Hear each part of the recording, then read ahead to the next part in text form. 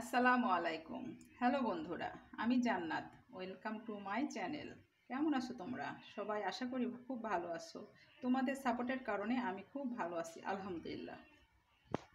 Hello বন্ধুরা, আজকে আমি রান্না করতে চলেছি গরু মাংস দিয়ে।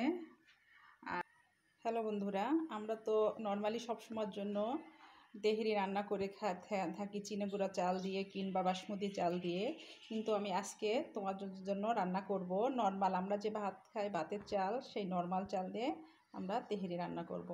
আমার সাথে থাকো। আমরা এখন পরিমাণ মতো তেল দিয়ে দিচ্ছি চুলার প্যানে। তেলটা একটু হালকা গরম করে নিই। আমরা এখন পরিমাণ মতো তেলের ভিতরে মশলা দিয়ে দিচ্ছি, পেঁয়াজ কুচনো দিয়ে দিচ্ছি,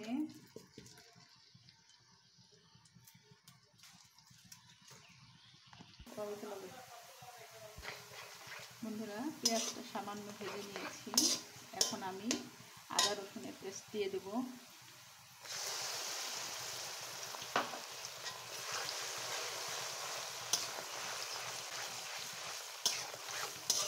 আদা রসুনের পেস্ট আমি এখন ভেজে নিচ্ছি।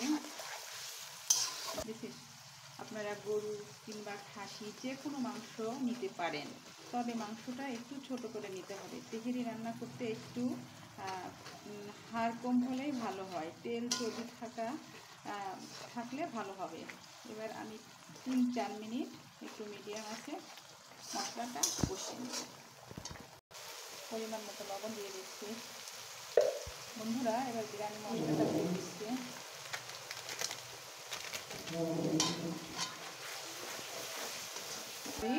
সরি একটু ভুল হয়ে গেল, তেহারি মশলাটা দিয়ে দিচ্ছি।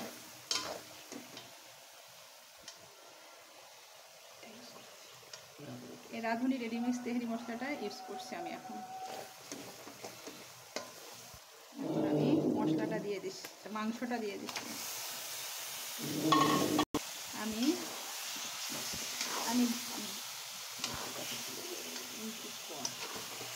এখন 1.5 কেজি পরিমাণ মাংসটা দিয়ে সুন্দর মতো নেড়ে দিচ্ছি। এবার আমি কিছুক্ষণ এটাকে কষিয়ে নেব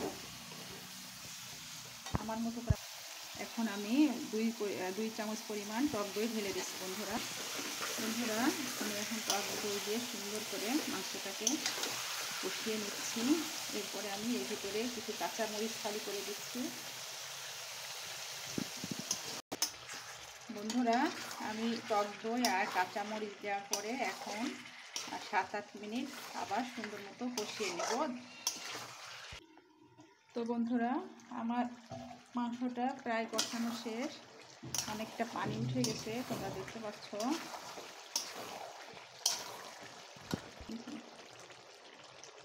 আর চুলার হিট কিন্তু লো আর মাঝামাঝি থাকতে দেখতে হবে। বন্ধুরা আপনারা দেখতে পাচ্ছেন যে মাংস থেকে অনেকটা পানি ছেড়ে দিয়েছে। এখন আমি এই মাংসটাকে আবার 40-45 মিনিটের জন্য লো আঁচে ঢাকা দিয়ে রাখবো রান্না করার জন্য। বন্ধুরা আমি একটু ঢাকনাটা উঠে নেড়ে দিচ্ছি, তা না হলে নিচে লেগে যেতে পারে। আমার মাংসতে মনে হচ্ছে একটু পানি লাগতে পারে, তাই আমি 1 মগ পরিমাণ হালকা গরম পানি মাংসতে অ্যাড করছি। যদি আপনাদের রাখা মাংস দিয়েও পরিমাণ মতো অনেক পানি বের হয়, তাহলে আর আপনাদের পানি দেওয়ার কোনো প্রয়োজন নেই। আমি এখন আবার ঢাকা দিয়ে দিচ্ছি।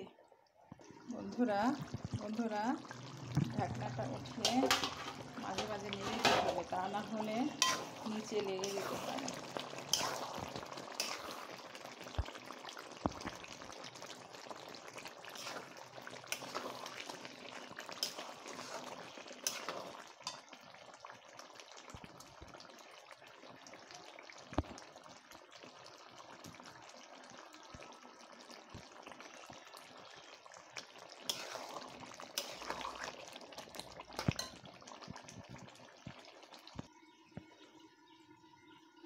বন্ধুরা আমি ঢাকাটা উঠাই নিচ্ছি আর আমার 45 থেকে 50 মিনিট আমার মাংসটা কষানো হয়ে গেছে। আর আপনারা দেখতেই পাচ্ছেন যে বন্ধুরা পানি শুকিয়ে গেছে আর তেলটা ভেসে উঠেছে। সো মাংস রান্না হয়ে গেছে, মাংসটা একটা জায়গায় উঠিয়ে রাখছি। বন্ধুরা এবার আমি মাংসটা অন্য পাত্রে উঠিয়ে রাখছি।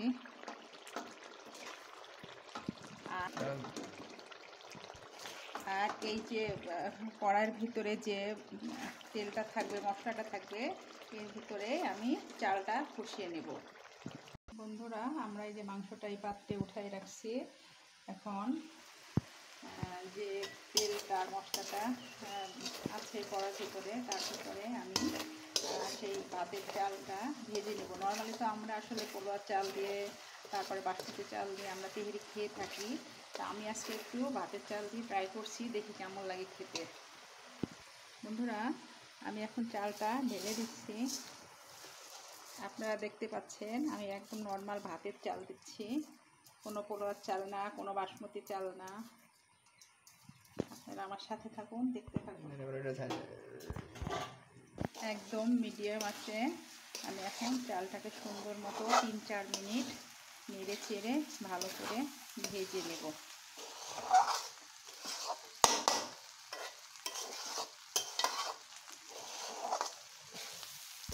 বন্ধুরা এটা তো পোলার চালও না কিংবা বাসমতি চালও না, নর্মাল ভাতের চাল, তাই আমি আধা ঘন্টা আগে ধুয়ে ধরায় রাখছিলাম, পানি ঝরিয়ে রাখছিলাম আর কি।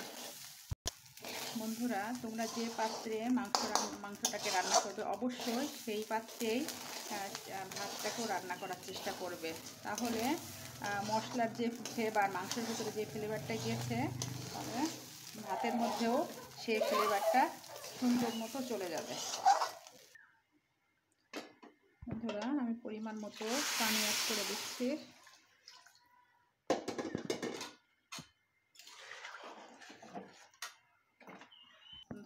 বন্ধুরা পরিমাণ মতো পানি দেওয়ার পরে লবণটা পরিমাণ মতো দিয়ে দিচ্ছি। আর একটা জিনিস লক্ষ্য রাখতে হবে বন্ধুরা, আমি কাঁচামরিচ দিয়ে দিচ্ছি, যে এটা যেন ভালো করে একটু টেস্ট করে দেখতে পারেন লবণের জন্য ঠিকঠাক আছে কিনা। যদি মনে করেন যে লবণটা একটু বেশি আছে, তাহলে রান্নার পরে পারফেক্ট হবে। আর যদি টেস্ট করার পর মনে হয় ঠিক আছে, রান্নার লবণটা কমে যাবে পানিতে যখন বলক আসবে, তখন আমি ঠিক ঢেকে দিব। আর ততক্ষণ রান্না করব যতক্ষণ পানি শুকিয়ে না আসে। আর চুলাটা বন্ধুরা মাঝামাঝি রাখতে হবে। পানিটা যখন শুকিয়ে যাবে তখন ঢাকনা তুলে নেড়ে দিতে হবে, যেন নিচে চাল উপরে আর উপরের চাল নিচে চলে যায়। বন্ধুরা আমি এখন 2 থেকে আড়াই চামচ কেওড়া জল দিয়ে দিচ্ছি, কারণ কেওড়া জল অ্যাড করতে হয়। আর এই কেওড়া জলটা কিন্তু একটা দারুণ ফ্লেভার এনে দেয়। পরিমাণ মতো কাঁচামরিচও দিয়েছি, আমি আবার ঢেকে দিচ্ছি। যতক্ষণ চালটা ভালো মতো সিদ্ধ না হওয়া পর্যন্ত 10 থেকে 15 মিনিট পর দেখতে হবে। পানিটা কিন্তু শুকিয়ে গেছে। এখন আমি ঢাকাটা তুলে দেখি কি অবস্থা। বন্ধুরা তোমরা দেখতে পাচ্ছ ভাতের পানিটা প্রায় শেষ। এখন আমি মাংসটা ঢেলে দেব। এখন মাংসটা ঢেলে দিচ্ছি। বন্ধুরা আমি এখন ভালো করে মাংসটা ভাতটার সাথে মিক্সড করে দিলাম। এখন আমি 20 মিনিটের জন্য এটা ঢাকা দিয়ে রাখবো। বন্ধুরা আমার রান্না অলমোস্ট ডান। আমি এখন আপনাদের পরিবেশন করে দেখাচ্ছি। বন্ধুরা, আমার ভিডিও যদি তোমাদের ভালো লেগে থাকে তাহলে লাইক, কমেন্ট, শেয়ার করে আমার চ্যানেলে যদি নতুন বন্ধু হয়ে থাকো তাহলে আমার চ্যানেলটা সাবস্ক্রাইব করার অনুরোধ রইল। আর পাশে থাকা বেল আইকনটা প্রেস করে দিও। তাহলে কি হবে, যখনই নিত্য নতুন ভিডিও আপলোড করব আমি সাথে সাথে নোটিফিকেশন চলে যাবে। অবশ্যই কমেন্ট করে জানাও আমার রান্নাটা কেমন হয়েছে। Thank you. আসসালামু আলাইকুম।